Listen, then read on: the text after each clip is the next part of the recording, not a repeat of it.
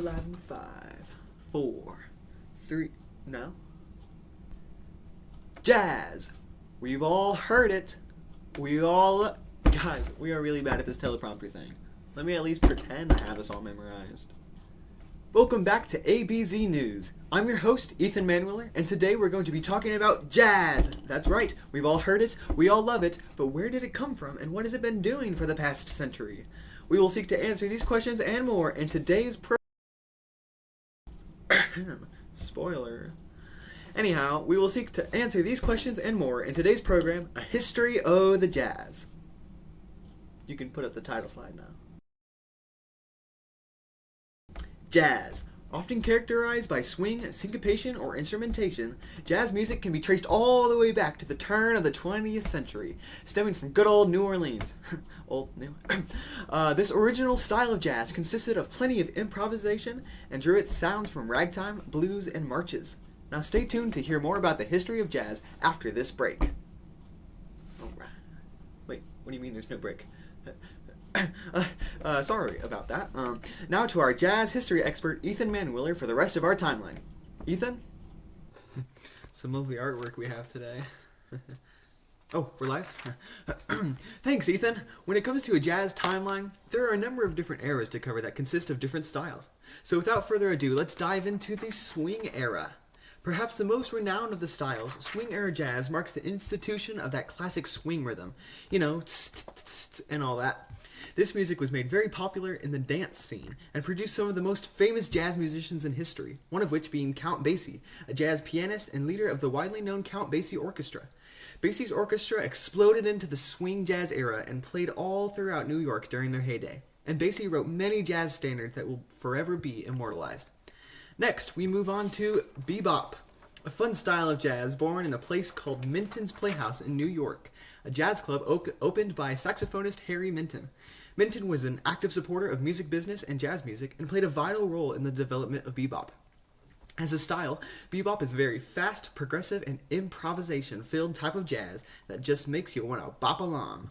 World War II also proved to be impactful in the creation of this style, as the war made it harder for big bands to thrive and required jazz musicians to become more innovative in writing and style. Now, as jazz music is instituted, loved, shared, spread, and constantly altered and progressed, we come to our speed round of jazz styles. Starting off, we have cool jazz, a 50s genre stemming from bebop and big band jazz after World War II, consisting of slower tempos and a relaxed tone and vibe, hence the coolness of it. Also developing in the 1950s, we have hard bop, a seeming opposite of the cool feel of cool jazz. Hard bop jazz flowed heavily from bebop and threw in some extra soul, funk, and rhythm. Up next is modal jazz, clocking in during the late 50s and going through the 60s. This style is pretty self-explanatory. Filled with different modes and modulations, this jazz style sidesteps the normal tonal center and creates a new, fresh, and even sometimes odd sound for listeners. Also coming up in the 60s, we have free jazz, an avant-garde style created to go outside the bounds of music and create something new and free. Filled with ambiguous tones, melodies, and lots of improvisation, this style is sure to make you feel free, or perhaps more on the disoriented side. Now, as the 1970s come around, jazz fusion comes into view. At a time when rock music was most popular in the US, the jazz scene needed something to keep up. So jazz fusion was born out of that combo of styles. In this genre, there's plenty of variation for all sorts of jazz lovers, from straight up groovy to more unconventional and progressive. There are also a lot more electronic instruments and synthesizers in jazz fusion, giving it a more modern sound. Which leads us into our final jazz style and era, known as contemporary jazz. This is the stuff you hear today, filled with a lot of smooth and groovy jazz and often consisting of musical experimentation and style blending. Well, that's all for our jazz history timeline. We go to Ethan Manueller with some more famous figures in jazz history. Thanks, Ethan. Ethan Manueller here at the drum set to bring you some historical jazz percussionists. So, to start off, let's talk about Mongo Santa Maria. Born in Canada, Santa Maria was a successful... Mongo Santa Maria. Born in Cuba, Santa Maria was a successful jazz percussionist, bringing a Cuban flair to the United States with his music and congas. One of his hit songs was his rendition of Watermelon Man by Herbie Hancock. The next percussionist we have is Lionel Hampton, a famous jazz vibraphonist. Beginning his career as a drummer, Hampton then flourished into a widely successful vibraphone player and was able to work with a number of popular jazz musicians, including Benny Goodman, Buddy Rich, and Charlie Parker. Hampton's hits include Hey Baba Rebop and Hamp's Boogie Woogie. Up next, we have Max Roach, a pioneer of the bebop style. Roach was a successful drum set player who worked and recorded with many famous jazz musicians and even made music with his wife and daughter.